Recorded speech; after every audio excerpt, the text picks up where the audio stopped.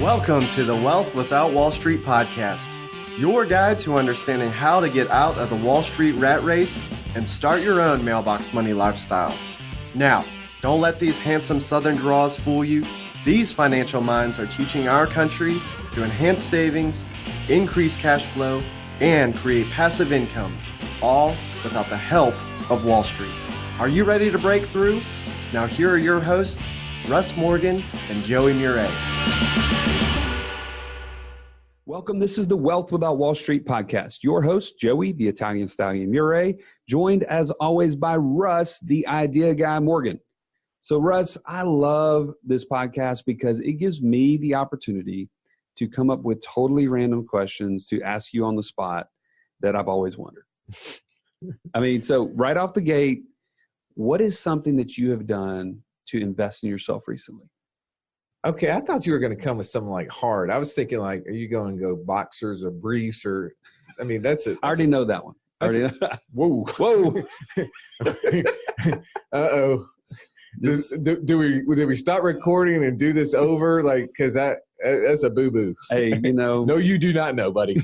You do not know what you think you know.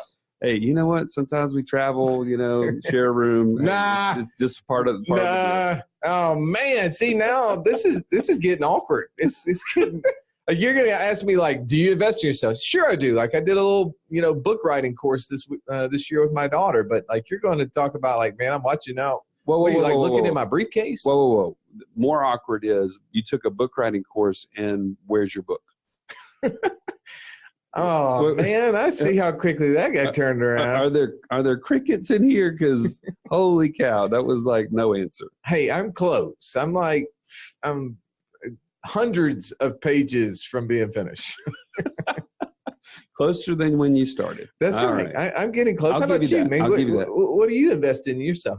What's the latest thing? Well, let's not. It's not all about me. Okay, it's not all about me. Now, I will say this. It gives me a great opportunity to talk about my daughter, Annie. She's 13, and she's just completed a several-month process, self-paced makeup certification program. I'm talking like this is legit. She has learned everything from like just doing your daily makeup stuff to like theatrical, like scars and Halloween type stuff here. Oh, wow. She's about perfect timing for the end of October. Absolutely. So I'm telling you, she is fired up. And you know what's even cooler is she's now starting to think, hey, this is a skill. Like this is something that people will pay me for. Like I could do people's makeup for prom or, homecoming or whatever. I'm like, absolutely. That's what I'm talking about. Here's a way to get the money back. Well, all right. Well, you do look good. I mean, obviously she must have fixed you up before you left on. Come on, man. I don't have makeup on. Well, we're not even using the camera today. Just stay out of my out of my suitcase. That's all I'm saying. All right. So, but this is not what today's guest is talking about. Okay. Steven Pesavento is our guest, and he is investing himself in a huge way. And we can learn tons of lessons from our interview with him. Well, I think that when you want to know, like, what does true investment look like? Sometimes people think there's this mindset, well, I just have to hand over the money. We've talked about that before, how Willie Wall Street is all about us just handing over responsibility to somebody else. They're going to be smarter with it. They're going to know what to do. They already have a skill set that you don't. What I loved about this interview, though, Stallion, is that he said, I have a skill set in marketing, and I have a passion to make this a business, and he went after it. So he took his strengths and went and sought partners and expertise in other people. And I'm excited for you to hear this because I think you're going to pick up some tools and some ideas along the way that you have some strengths like this. You have opportunities that you can add value to the world that will help you to get to your end, to your goal for passive income or whatever you're passionate about. Well, it's amazing too, because we could have taken this interview in a number of ways. This is a guy who did over 150 flips in his first 2 years. I mean, from a real estate background, this is somebody who is getting after it. He sends out like 60 to 70,000 pieces of mail to try to buy people's houses on a monthly basis, right? We could have went a multitude of ways, but I think what you pulled out of this was the investment into yourself and how he did that, and just drawing those nuggets, how it applies to us. So let's jump into this interview. Stay out of my suitcase, Stallion, but let's get into the interview with Steven Pesavento.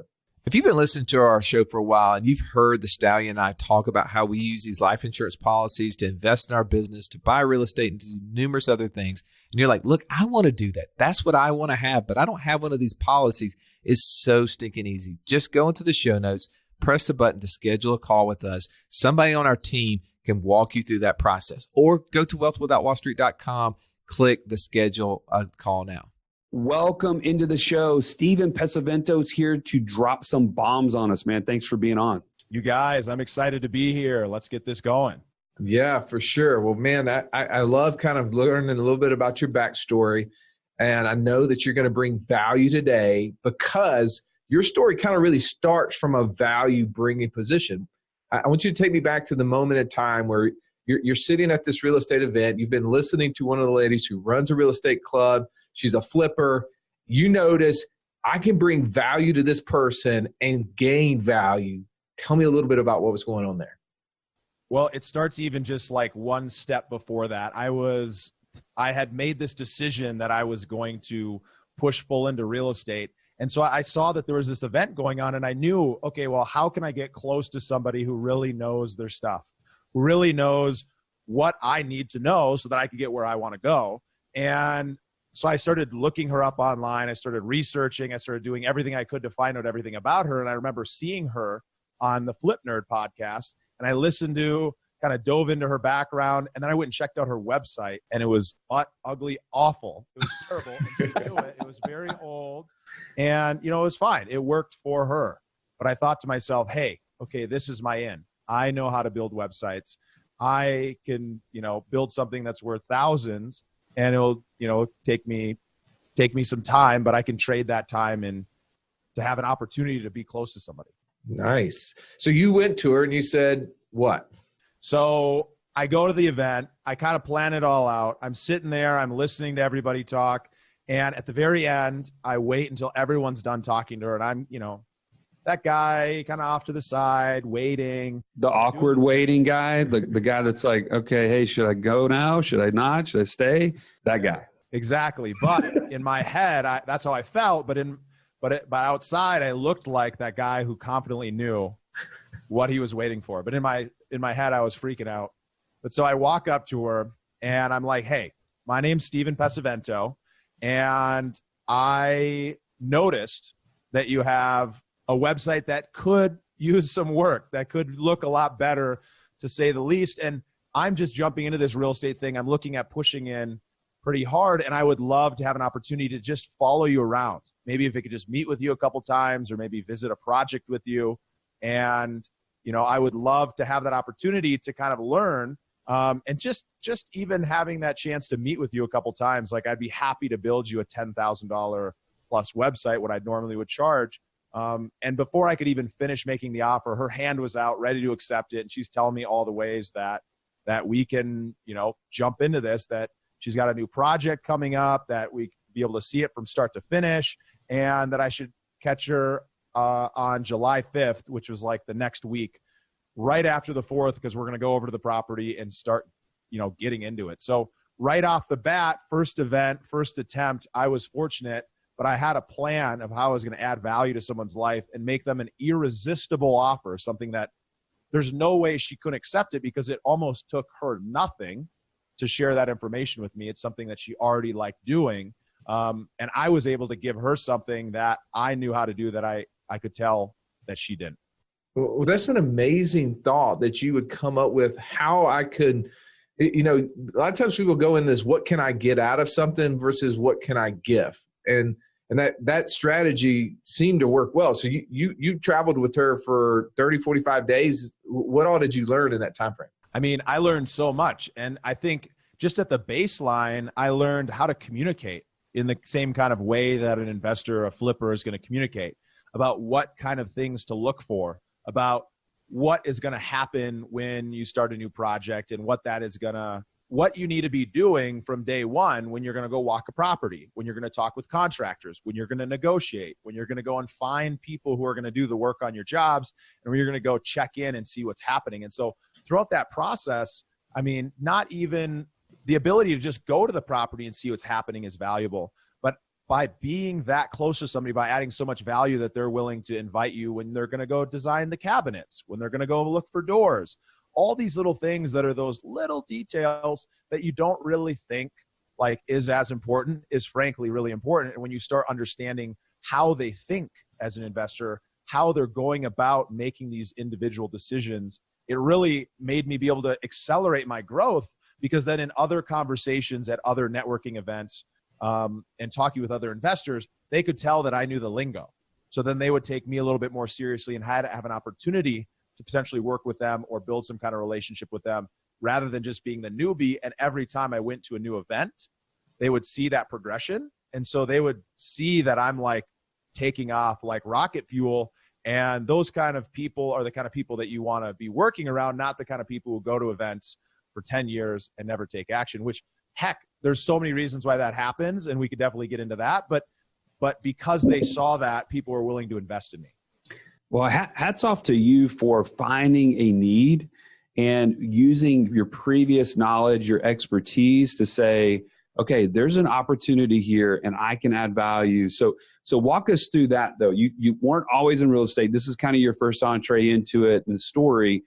Walk us through where you came from just briefly and how you made that transition. Yeah. So I was, previous to this, I was working in management consulting for a number of years. And then I made my way out to Boulder, Colorado, originally from Minneapolis. Anyone from Minnesota, give a shout out to me, hit me up. But now live in Colorado, moved to Boulder to start working in the tech industry because I was in pursuit of passionate work. I realized that, I've got this dream job of being a management consultant. So many people want to be a consultant, especially when you graduate college. But there wasn't that passion there. The money was there, but a lot of people were going to work literally so that they could hang out with their family on the weekend. I remember hearing that from a few colleagues, and that drove me away. So I started working in tech, and then eventually I left because my whole goal was to start my own company. And so I started working on this on-demand storage company with a couple, now friends, and we were learning a ton of things. And throughout that progression, every time that I left a role, I learned something more about what I was actually looking for. And so when I finally got to real estate, it was like, okay, well, this is the thing that I just couldn't get rid of that thought. I had to go and push into it. I had to do it. Well, and where did that background come from? Because not everybody knows, hey, real estate is a passion. I mean, what was it that you either had in your past that said, man, I need to pursue real estate? Yeah, that's a really good question. I think where it came from was, I don't know, a lot of kids, they grow up watching cartoons, and I definitely watched my fair share of cartoons, but I was obsessed with Food Network and HGTV. I wanted to be a chef like Emeril Lagasse, or I wanted to renovate houses like Bob Vila. And from age 14 to like 21, I worked in commercial kitchens, cooking and dishwashing to start out with, and worked my way up. And I loved that feeling, but I didn't like the lifestyle.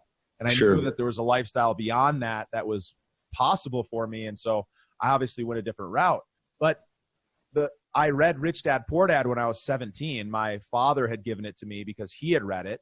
And ironically, he hadn't taken those same steps down the path. But that had jump-started this idea that there's something that's possible out there. And then, of course, reading Tim Ferriss, 4-Hour Work Week, like right into college and realizing, there's this whole other lifestyle that could be lived. And so having those ideas in my head kind of acted like a virus where they grew over time, and I couldn't really get rid of them. Like once they were in my system, it was like, well, you're screwed. You can't have a regular job. You got to figure out a way to create something that's one, that's bigger than yourself, and two, that can really open up so many possibilities and potential. And so when I finally decided to jump in, I had been watching HGTV for all these years. I had been dreaming about the possibilities of real estate. I'd been talking to real estate investors here and there, and I had taken action, but never followed through with actually buying my first property. I can remember back when I was a freshman in college, I had made an offer on a house. I didn't get it. When I was a sophomore, I made another offer on a house. I ended up not getting it. Happened to be during kind of the 2008 collapse. So whether or not I could have even gotten funding for it, that's probably another question. But I kept taking these little steps, but I didn't really know what to do to follow through. And so there's always these limiting beliefs that kept saying to me, I don't know. Steven, you don't have any experience doing this. Your family doesn't have any money to do this. You don't know anybody else who's doing it. Like, who are you to go and try to take action and do something different? Like, you should probably just go back and get a job. And so these thoughts would come up, and even though there was this belief that there's something possible, there was this other belief that was pulling it back. And so eventually, fortunately, I was able to break through those beliefs and have that little moment that I really believed that no matter what, I could do it if I committed to it. And I burned the boats. And so when I jumped into real estate, I was managing web development projects. I had a team out of Uruguay, and I had a friend who was going and sourcing these projects, and we were making good money. We were just, a couple of young 20-somethings living on the beach, hanging out in Laguna during the weekdays, working kind of, not very hard, but like making some good money. But there was something missing there, and I just knew that there was something else. And so I was like, well, if I keep kind of having this little trickle of just enough money coming in, then I'm not going to be motivated to push through. I'm not going to be motivated to keep on when things are hard, because frankly, in this business, things are hard. There are times when you just want to give up. Frankly, sometimes you should, but when you don't give up and when you push through is where you have those big growths. And so for your audience, like in my first year, I did from 0 deals, never owned a piece of real estate in my life, to owning, flipping or wholesaling 75 properties, with 35, almost 40 of those being full renovations or new builds. And then, within the last 3 years, I've almost done 200 deals. And so by starting with literally no experience, but deciding that I was not going to take no for an answer, that I was not going to give up, and literally having no other way to make income other than making this work, it did. And it started to pay off. Well, I mean, you also run a podcast, and it's the investor's mindset, right? It's this mindset of what is either limiting beliefs that people have or that drive and motivation that overcomes. And you said a lot in that, and trying to break some of that out. You talked about kind of the trickle effect of money, and how that good money can be the enemy of great money. It can be really the thing that prevents us from reaching that successful point. So we've gone from the point where you're sitting there as the eager learner. You're trying to gain as much information as you possibly can. You said, look, I am my best asset. I'm going to invest in myself wholeheartedly.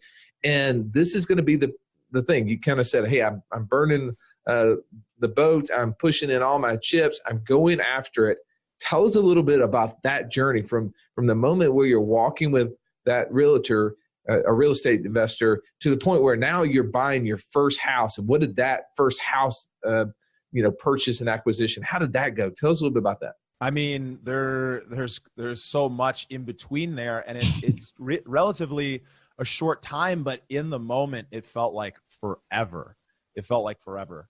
And I really do. I believe mindset is the key to success. That's the reason I've kind of invested so much of my own time, money into personal development and learning. And that's why I launched the Investor Mindset podcast, which if you guys like this interview, I really encourage you to go listen to it. But when I was getting started, from that point of meeting that real estate investor and deciding that I was going to do it, to actually buying my first deal, there was probably 7 months in between before I actually made any money in this business, potentially 6 months. So, but what's crazy about that was there was no lack of action.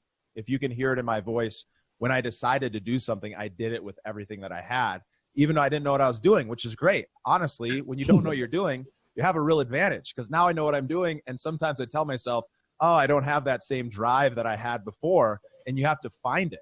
And even if it's not about money, it's about, having that choice, that decision that you make, and then that full commitment into it. And so when I was getting started, I was following that person around, and she had told me this method for getting properties off the MLS. Well, it happened to be in a time where the MLS was starting to not be a great resource for finding deals anymore. And if you're listening to this in 2019 or 2020, it's not a great resource. But at the time, there was still some potential there. And so I had put in 80 offers in 6 weeks on the MLS. I had found a couple of realtors who would write offers for me, and I had got MLS access through an assistant, becoming someone's unlicensed assistant, which is 100% above board. I became their unlicensed assistant, so I had MLS access, so I'd run comps, I'd look at all these properties, and then I'd call the brokers and say, hey, write this, and you're going to get the full commission, you know? And sometimes they wouldn't want to write it because it'd be a lowball offer, and I'd have another broker who would write it after I called the original one, and they'd at least submit it. And so I had written all these offers, and out of the 80 offers, only 2 of them were ever accepted. And those 2 that were accepted were junk deals. I shouldn't have written the offer that high. And after I did the inspection, I realized why I won. It's because the houses were literally falling apart, and they were on a hill, and there was, you know, my first experience walking through a house with fleas, all kinds of nasty stuff happening.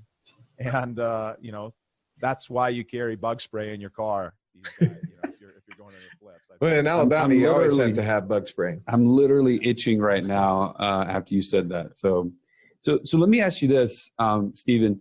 There's a common theme that I think has continued to come up in your story, and that is investing in yourself.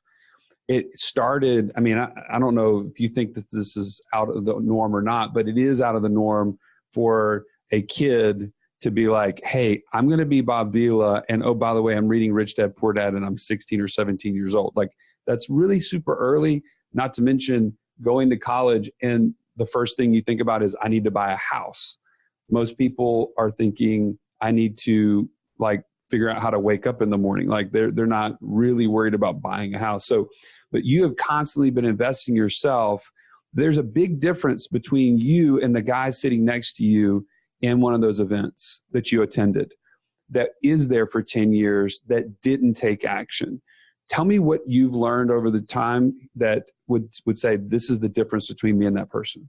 So what I've learned is that, you know, and I've learned this even more so recently after launching the podcast, interviewing hundreds of investors on the podcast and not on the podcast. And, you know, with that, we're actually putting on an online summit, which I really encourage you guys to attend.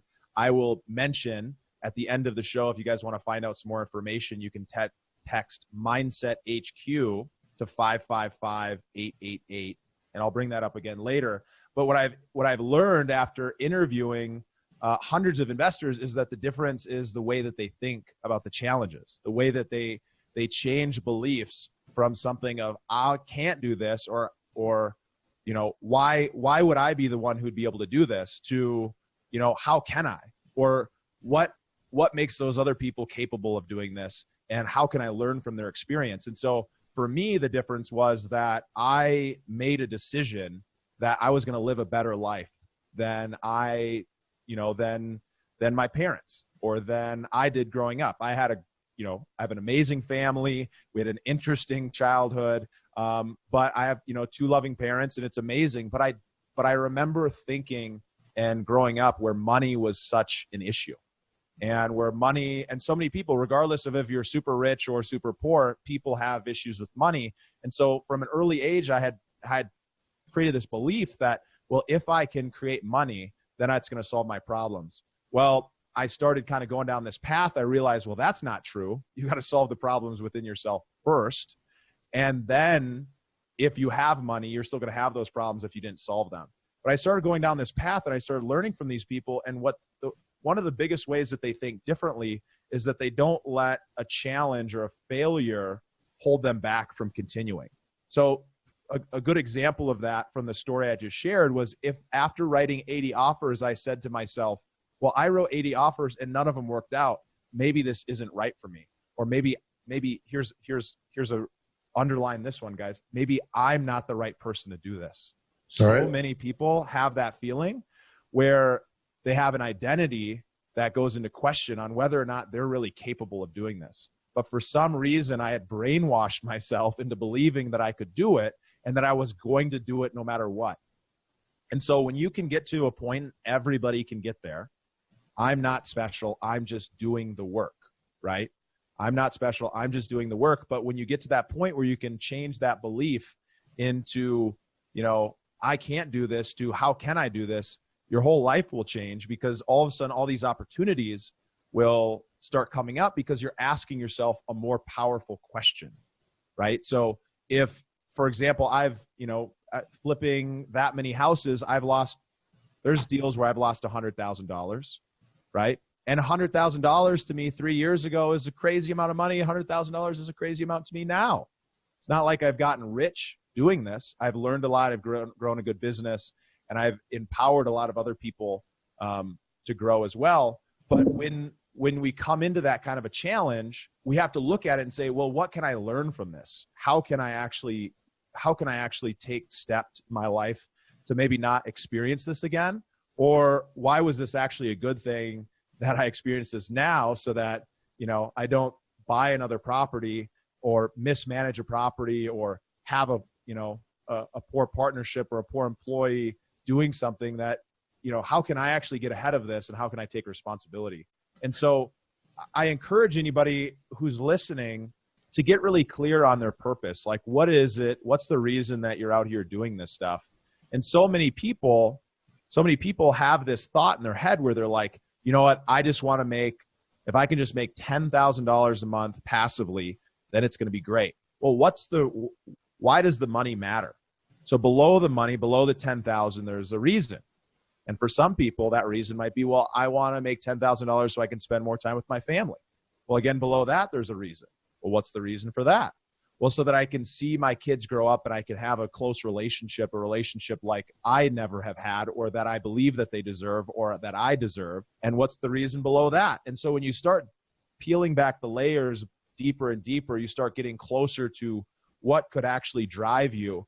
And what actually drives you creates this emotional push that propels you forward. And when you're really connected with it, good things will happen. And when bad things happen, if you're connected to it, it's going to remind you why you're on the path to do it. So I encourage everybody to get really clear on what you want, but most importantly, why you want it. And not just the surface why of, I'm doing this for my kids, or I'm doing this for my family. Or when somebody's at a conference or a mastermind, they always put up the picture of their kids on their purpose statement. But why does that matter?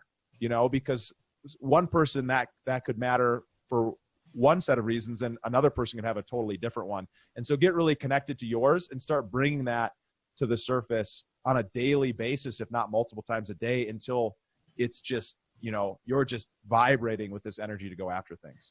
So that is a great point. And I think that's also the very first step that people should take. Like you said, bring clarity to your why. And that's going to be the driver. Because again, if you don't have that clear, and you said this earlier, that if you start to have the money, it's going to fall apart, because what you're doing it for, or the purpose behind it, is really not clear. And so it's going to kind of evaporate to a certain degree. One thing that I want to ask you, somebody's listening to this and they say, you know what?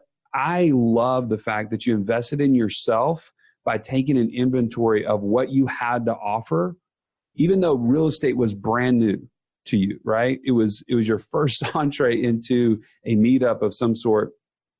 You took an inventory of what you had to offer that speaker, and you brought the value.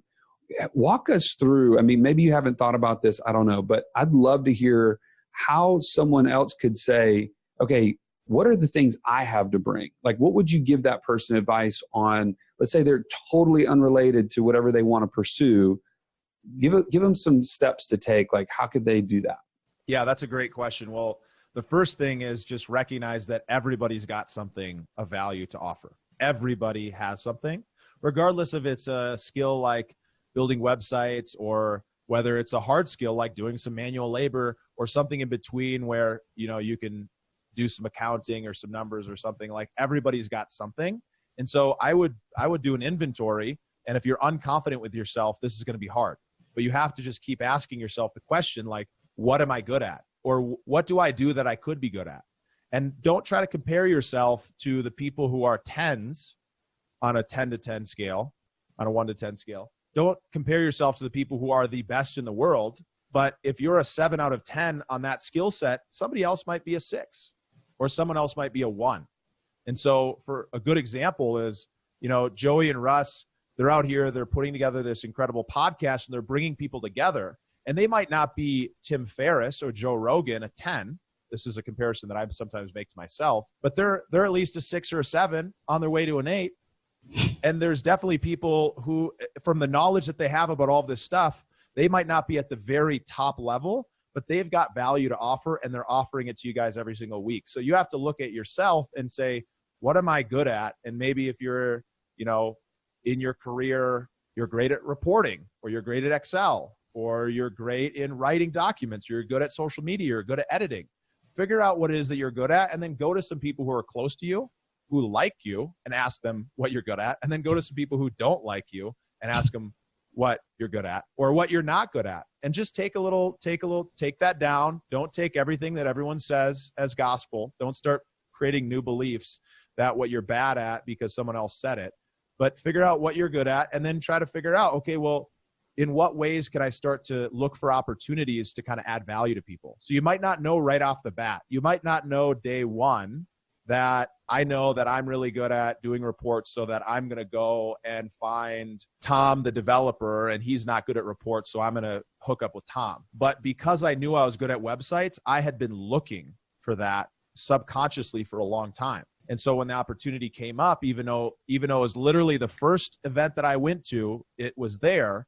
I essentially, because I was looking for it, because I was conscious of it, it appeared, and it was present there. And so when you can start to do that in your life, you'll start to find those opportunities. And the big piece of that, though, I have to say this a third time, don't be afraid to work for free. You should be paying these people to learn what you're going to learn, but you should be grateful that you get the opportunity to do free work for them.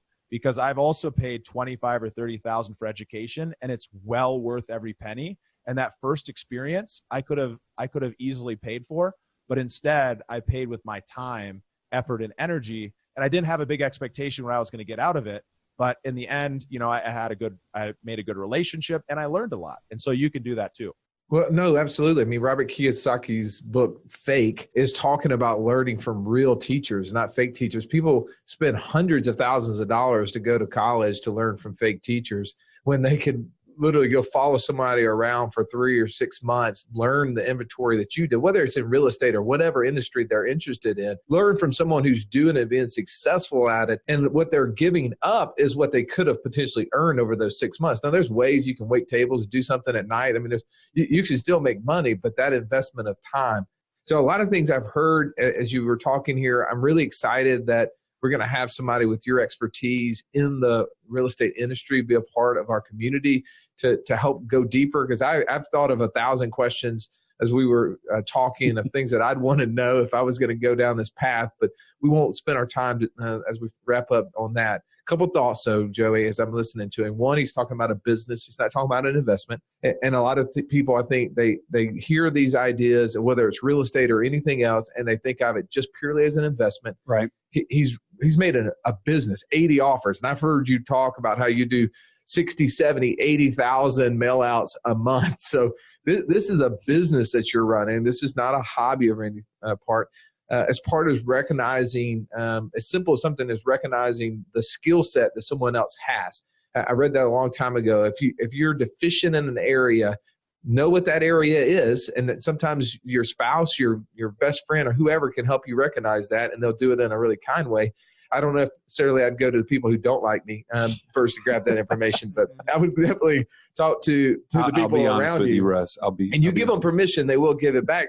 But here's the thing: is I remember just one of the things that I really sucked at, and I still am not great at, was just the complimenting of others, the ability to communicate the message that I wanted to have. And so I recognized that, man, there's a few people that are really good at that. And I just started complimenting them on how well they did that.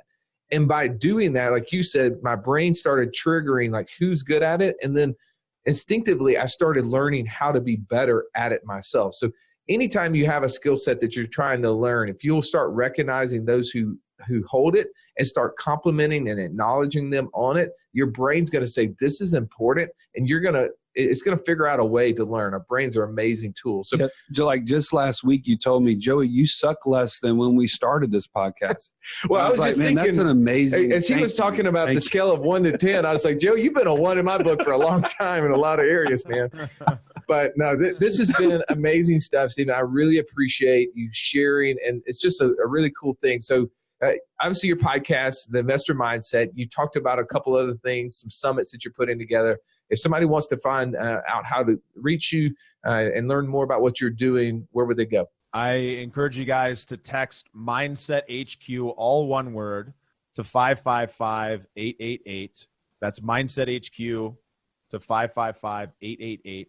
Or head to theinvestormindset.com and you can check out what we've got going on there. Obviously, we have this incredible summit with 16 amazing high-level investors who are going to be diving deep into some of the real estate tactics that are really going to propel your business in 2020. But most importantly, it's built on the foundation of a solid mindset, the right beliefs, and the right stories that are going to help you get there. So I just want to leave you guys with this. Like, if you're at a point where you're thinking about taking a next step in anything, and if this interview was beneficial at all, I want to ask you to commit to yourself one action you're going to do right now that is going to push your goal forward. So if you're getting into real estate investing, what's the person that you're going to call on the phone? What's the action you're going to take? What's the program you're going to purchase? What's the thing that you're going to do, and schedule that. If you're in your car, pull over. Just pull over right now and commit to yourself to do this one thing. Because once you do that one thing, when you're done with that, commit to yourself the next thing you're going to do. And create that little momentum. Even if they're just little pebbles along the way, it's going to start piling up. Before you know it, you'll have a solid foundation. So this was a lot of fun, guys. If you have any questions for me, definitely reach out and let me know. I always love working with people on this stuff, and just get after it.